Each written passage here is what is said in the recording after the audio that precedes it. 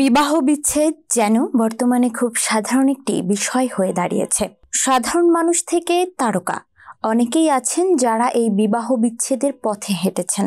ক্রীড়াবিদদের মধ্যে এই প্রবণতা কম থাকলেও বর্তমানে হরহামেশাই শোনা যায় ক্রিকেট তারকাদের বিবাহ বিচ্ছেদ বা পরকীয়ায় আসক্তি। আর এই তালিকা থেকে বাদ যায়নি ভারতীয় ক্রিকেটাররা। তার মধ্যে অনেকেই আছেন যারা প্রথম বিয়ের পর পরকীয়াতে জড়িয়ে পড়েছিলেন, তাই তাদের সম্পর্ক ভেঙে গিয়েছিল। চলুন দেখে নেওয়া যাক এ ব্যাপারে বিস্তারিত।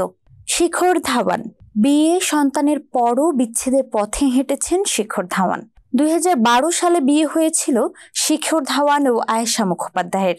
বয়সে বড় ও 2 সন্তানের মা আয়েশার প্রেমে পড়েছিলেন গব্বর। প্রথম স্বামীর সঙ্গে বিচ্ছেদের পর আয়েশা ফের একবার বিয়ের পিঁড়িতে বসেন ধাওয়ানের সঙ্গে। এরপর শিখর তার স্ত্রীর বিরুদ্ধে মানসিক নির্যাতনের অভিযোগ এনে ডিভোর্সের মামলা করেন।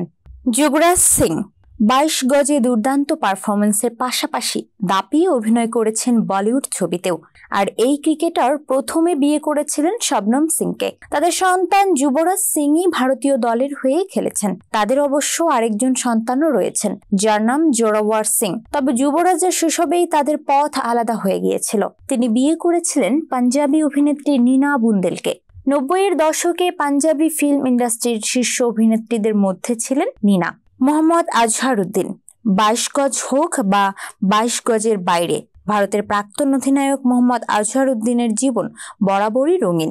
তিনি প্রথম বিয়ে করেন নওরিন নামের একজনকে। আর প্রথম স্ত্রী থাকতেই তিনি বলিউড অভিনেত্রী সঙ্গীতা বিজলানির সঙ্গে সম্পর্কে জড়িয়ে পড়েন। কিন্তু নওরিনের সঙ্গে বিচ্ছেদের পর অভিনেত্রী সঙ্গীতা বিজলানিকে বিয়ে করলেও সেই বিয়ে 2010 সালে ভেঙে যায়।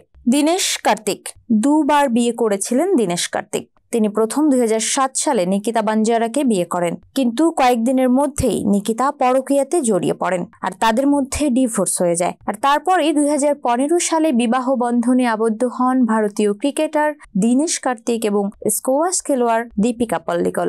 ভারতীয় ফাস্ট বোলার জওয়াগল শ্রীনাথ 1999 সালে প্রথমে জ্যোৎস্নাকে বিয়ে করেছিলেন, কিন্তু পরে মাধবী পাত্রাবলী নামে এক সাংবাদিককে বিয়ে করার জন্য তাকে ডিভোর্স দিয়ে দিয়েছিলেন। এরপর দুজনে 2008 সালে বিয়ে করেন। বিনোদ কাম্বলি ভারতীয় ক্রিকেটের সচিন টেন্ডুলকার ও বিনোদ কাম্বলি জুটি তখন অন্যতম চর্চিত, তবে তার ব্যক্তিগত জীবন নিয়েও কম চর্চা হয়নি। নিজের ছোটবেলার বন্ধু নোয়েলা লুইসকে প্রথম বিয়ে করেছিলেন 1998 সালে, কিন্তু এই ক্রিকেটার পরকীয়াতে জড়িয়ে পড়েন। তিনি আন্দ্রেয়া হিউইটের সঙ্গেও সম্পর্কে জড়িয়ে পড়েন এবং পরে তাকে বিয়ে করেন।